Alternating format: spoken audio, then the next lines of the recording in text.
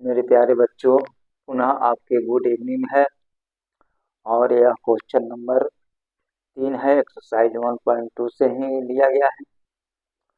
Question number 3 में निम्नलिखित में से प्रत्येक के लिए बताइए कि कौन परिमित है और कौन अपरिमित है। यानी परिमित और अपरिमित हमको बताना है। पहले भी बताया जा चुका है कि परिमित का मतलब जिसको गिनती कर सके, काउंटिंग कर सके, और अपरिमित के मतलब जिसको हम काउंटिंग नहीं कर सकते हैं। अनकाउंटेबल और काउंटेबल, काउंटेबल और नॉन काउंटेबल।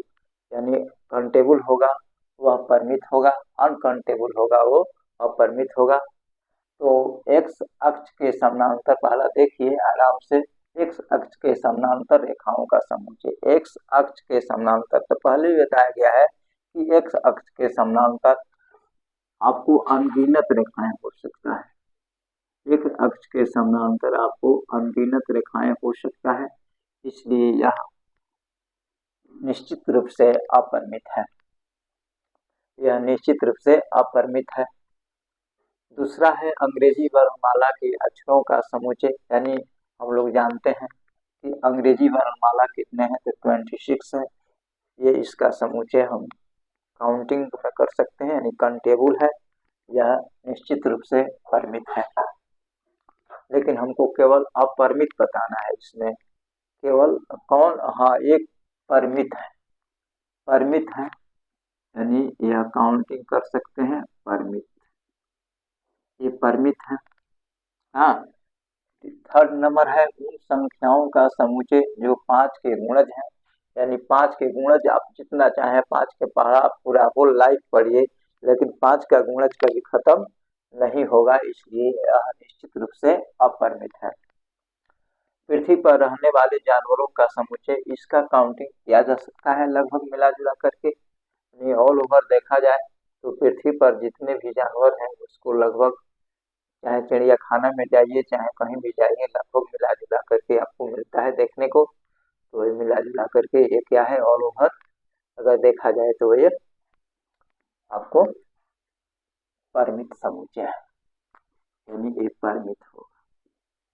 यानी इसको हम परिमित है, इसको काउंटिंग कर सकते हैं, यानी काउंटेबल है।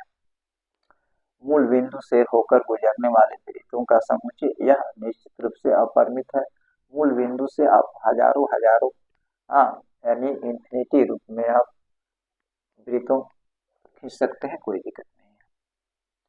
क्वेश्चन नंबर 4 है, निम्नलिखित में बताइए कि ए बराबर बी है अथवा नहीं। ए बराबर बी है अथवा नहीं। तो यहाँ पर देखिए 1 है, 1 जो है A equal to A B C D है, और B equal to D C B है, सेम एलिमेंट। आप बिल्कुल देखिए, that is the same element. हाँ, therefore A and B are called equal set, यानी दोनों क्या है, इक्वल सेट है।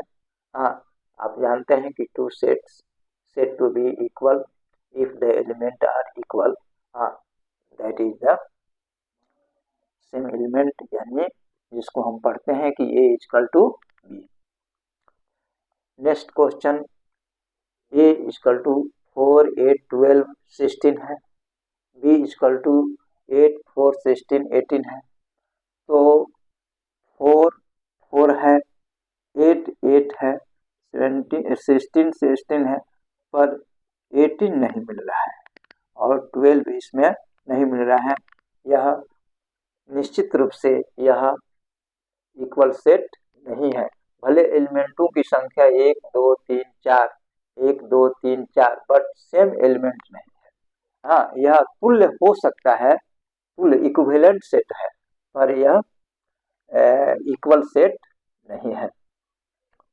थर्ड क्वेश्चन है, ए इक्वल टू 2 4 6 8 10, 2 4 6 8 10, और बी है एक्स सब दैट एक्स सम धन पूर्णांकों का समुच्चय एक्स इक्वल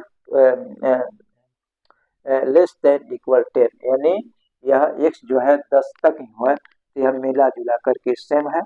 हाँ, और सम धन पूर्णांक है 2 4 6 8, और इसकी संख्या कहाँ तक है, तो 10 तक है।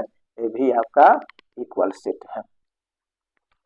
अगला है 4, A equal to X such that X संख्या 10 का एक गुणज है, और बी 10, 15, 20, 25, 30 है।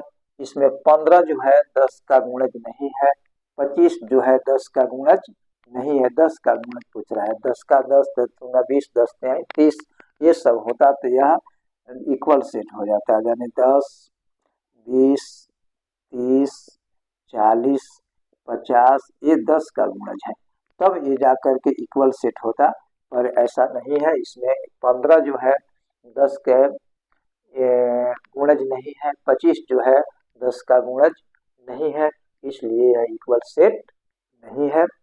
मेरे प्यारे बच्चों, मेरे ख्याल से, हाँ, I hope that you are understand this question and solution. तो आप लोग मेरे ख्याल से समझ गए होंगे कंसेप्ट को, क्वेश्चन को। तो इसको स्क्रीनशॉट ले लीजिए, अगला क्वेश्चन पर विचार किया जाए। मेरे प्यारे बच्चों, ये आपको क्वेश्चन नंबर 5 है। क्वेश्चन नंबर 5 में आपको ये पढ़िए, क्या निम्नलिखित का समूचे युग्म समान है, यानी जो उसका जोड़ा है वो समान है, कि युग्म मतलब 2 होता है कि नहीं, कारण सहित बताना है। तो ये देखिए, पहला है एक्स ए इक्वल टू 2, 3 है, और B equal to X such that X समीकरण X square plus 5x plus 6 का एक हल है। तो इसको हल जब किया गया है तो ये देखा जा रहा है कि इसका हल जो है -2 आ रहा है और -3 आ रहा है, पर यह है 2 और 3, 2 है और 3 है, इसलिए ये बराबर भी नहीं है। इसको बढ़िया से आराम से देख लीजिए।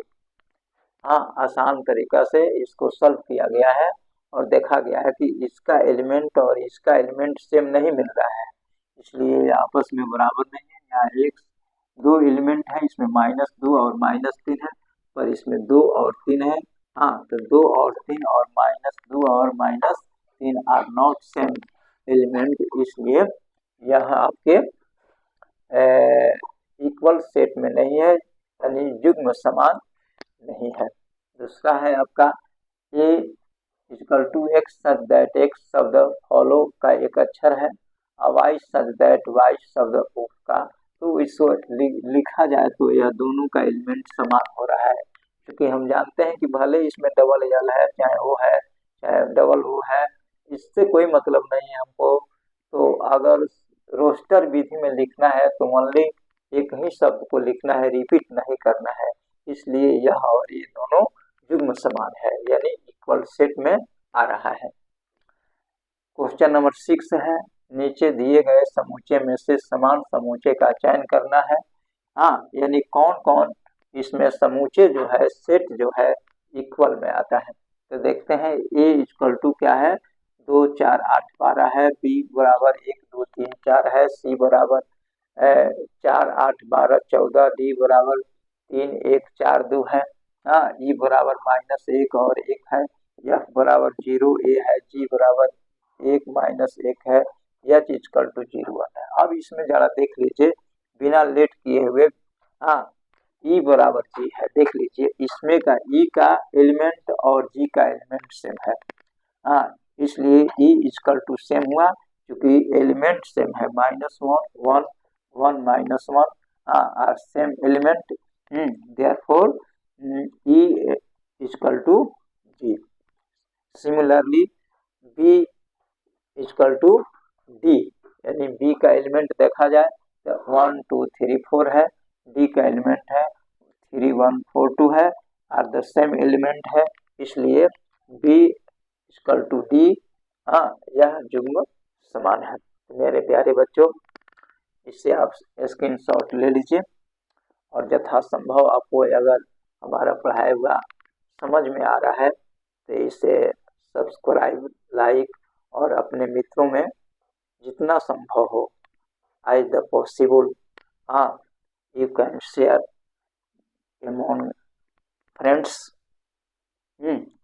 और इसे करिए, इससे लाभ उठाइए, समझिए, और यह आपका एक्सरसाइज 1.2 सीट थ्योरी यानी चैप्टर 1 का समाप्त होता है। और जय हिंद, जय भारत।